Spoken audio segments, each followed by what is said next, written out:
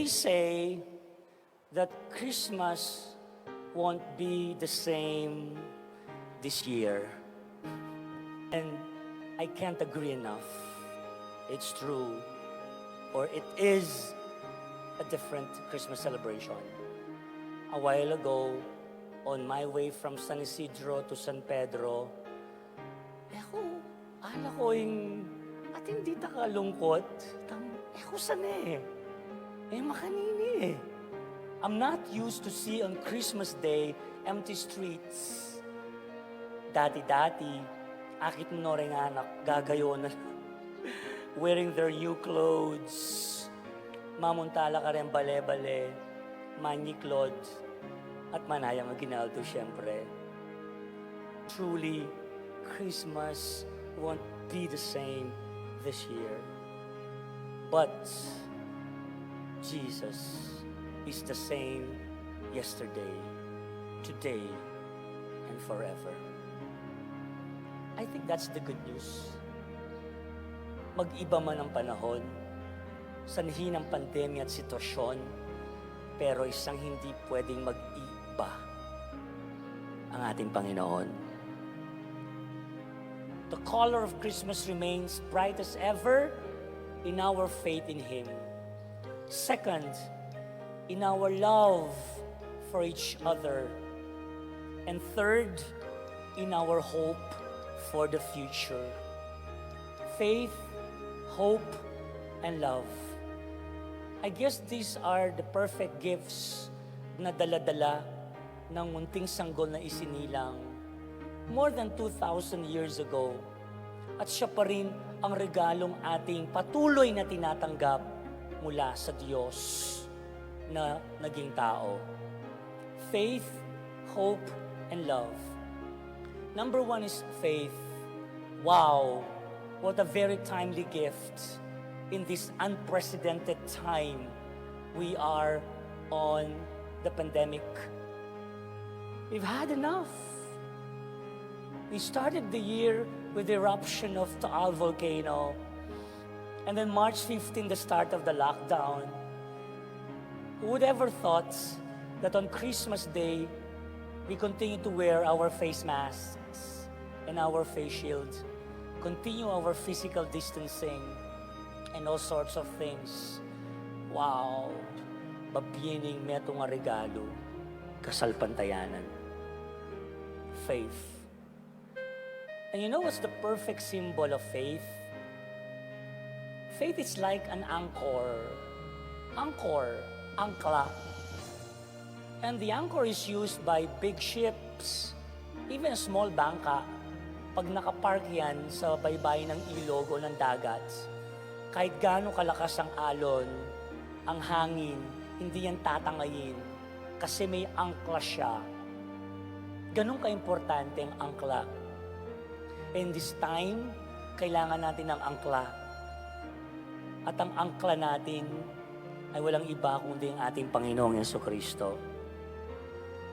Siya lamang ang ating sandigan. Siya lamang ang ating uuwian at sasantungan, lalo na sa panahon nito. Nung itamo mo, may natamo, maligwa tamang sumuko.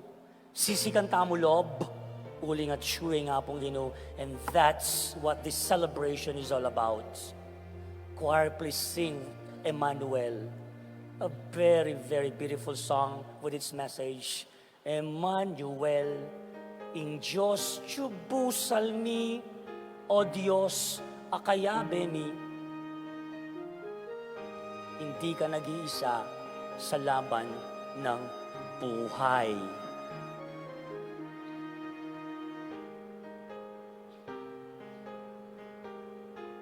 Second, hope. In the Gospel, St. Luke describes the Lord, Jesus Christ, like a shining light in the midst of darkness. The symbol of hope is like a light shining in the midst of a dark place. At mas ma-appreciate po daw natin ang isang ilaw kapag ito'y nasa gitna ng dilim. Lalaguin di akakit me tunay lasa at kabaltugan ng biye. Potang daralan tamong kapag subukan. Uling ka rin taya panamtaman lalo in presensya ni nga pong Ginoo.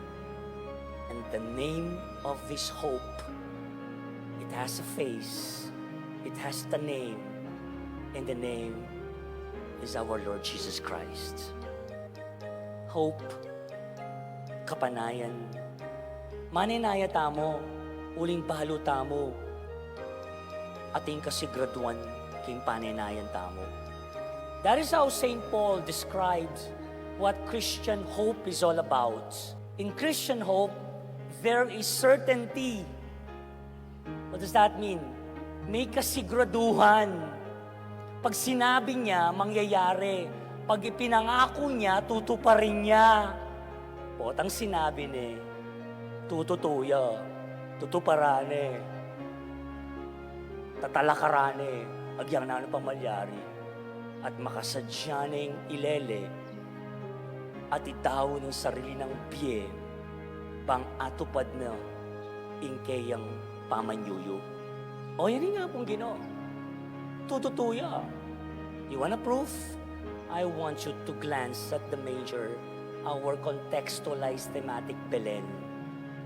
May pag-asang natatanaw, may ilaw na tumatanglaw sa gitna ng dilim na ating nararanasan. Ika nga kung pagkahaba-haba ng gabi, matatapos din yan. Sisikat at sisikat ang araw. Sa atin dito sa San Simon, pagkataas-taas man ang lubog, agyang lampas tao, kumati mo rin at milako mo rin, langgi mo rin. There's one more example I want to share with you.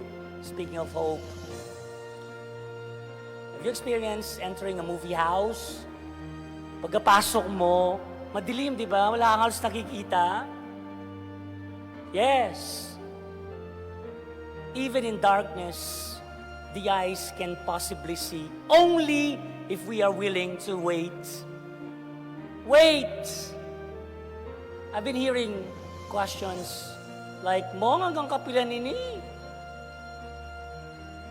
Mong, kapilan kaya mapupusin eh? Well, honestly, I don't have answer to those questions, honestly. But I only have one thing to say. Just wait.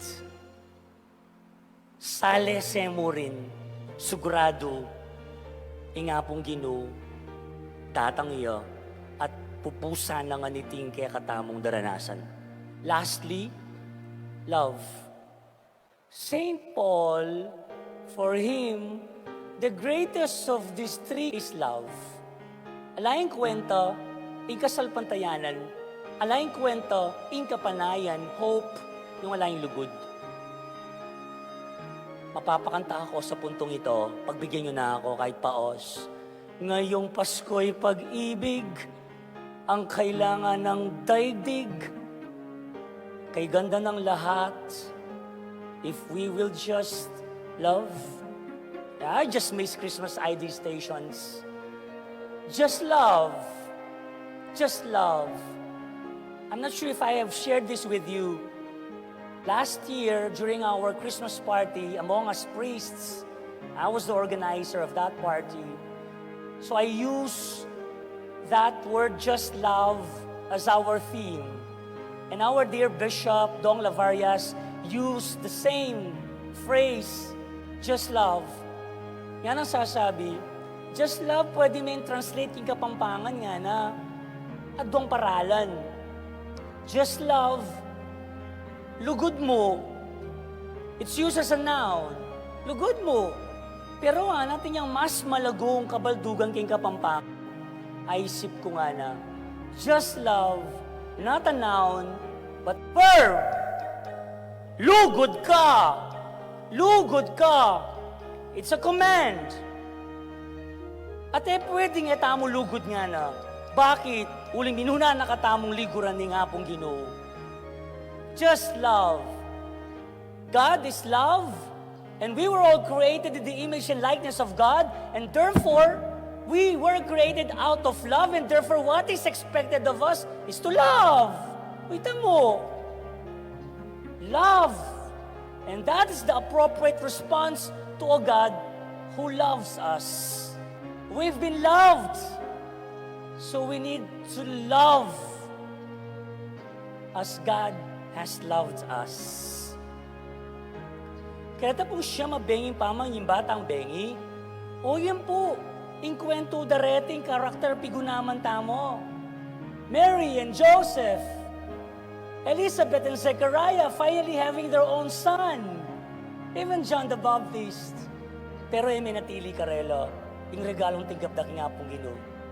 Dinake de, pemiede, karengaliwa.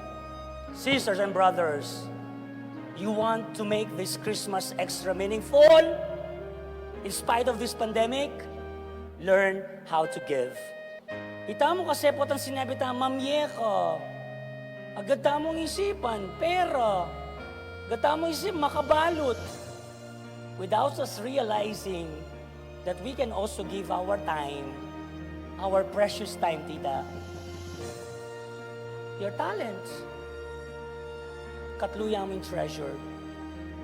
This is a challenge of today's gospel.